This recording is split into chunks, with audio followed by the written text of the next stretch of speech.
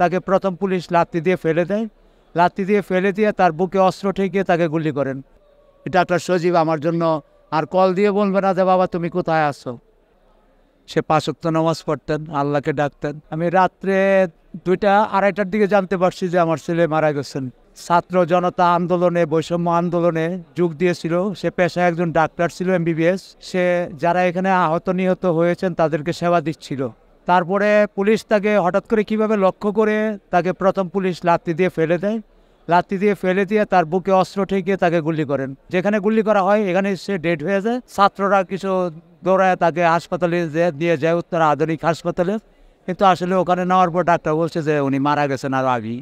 আমার ছেলে একজন পেশায় ডাক্তার ছিলেন, সে আসছিল সেবা দিতে। তো সে আসলে সেবা দিতে আইসা সে লাশ হয়ে গেছেন। তো আমরা আসলে খুব চাপে ছিলাম, এখানে রাষ্ট্রের খুব চাপে ছিলাম। আমরা সত্য কথাও বলতে পারছি না, লাশ এখানে রাখতেও পারছি না। আমাদের উপর যথেষ্ট চাপ ছিল। চাপের ভিতর দিয়েও আমরা ভয় পাই না, ভয় না পেয়েও আমরা লাশ দাপন কাপন যা করার সেটাই করছি। তাকে এত আদর, এত স্নেহ করতো, সে কারোর সাথে সালাম ছাড়া কথা বলতো না। সে 5 ওয়াক্ত নামাজ পড়তেন এবং আল্লাহর প্রতি তার খুব বিরল ভালোবাসা ছিল। তার মায়ের প্রতি অনেক ভালোবাসা ছিল। তার মাকে সবসময় সে ছোট বাচ্চাদের মতো আগলায় রাখতো। তো তার মা মাসে প্রায় 30,000 টাকার মতো চিকিৎসা খরচ লাগে, সেটা সে বহন করতো। কিন্তু কিভাবে বহন করতো আমাকে কখনো বলতো না। সে তার ভাই বোন, তার মা সবাইকে সে ভালোভাবে রাখতো। জানতে পারছি যে সজীব এত ভালোবাসতো আমাকে, সেটা আসলে আমি আজকে সারাদিনও যদি বলি তো এই ভালোবাসার কথা আমি শেষ করতে পারবো না। এই যে নতুন নতুন জামা আমার জন্য কিনে রেখে দিত, আসলে এটা আর কেউ করবে না আর কখনো। এটা একটা সজীব আমার জন্য আর কল দিয়ে বলবে না যে বাবা তুমি কোথায় আছো।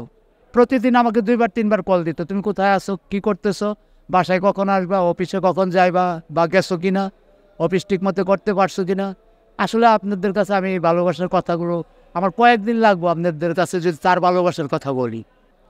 সে 5 ওয়াক্ত নামাজ পড়তেন, আল্লাহকে ডাকতেন। আমি 20 কোটি মানুষের কাছে আমি বিচারের বাদ দিয়ে দিলাম যে তারা যেন সঠিক বিচারটা করে, সঠিক তদন্ত করে। সরকার যেহেতু নতুন সরকার আসছে, ওনারা যেন সঠিক তদন্ত করে সজীব হত্যার জন্য সঠিক বিচারটা করে। আমি রাষ্ট্রের কাছে এই আমার আহ্বান রইল।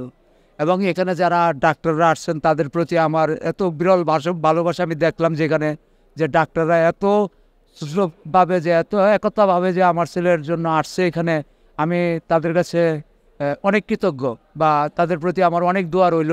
এবং আমি আসলে তাদের এই ভালোবাসার কথা এখানে করে শেষ করতে পারবো না আমি।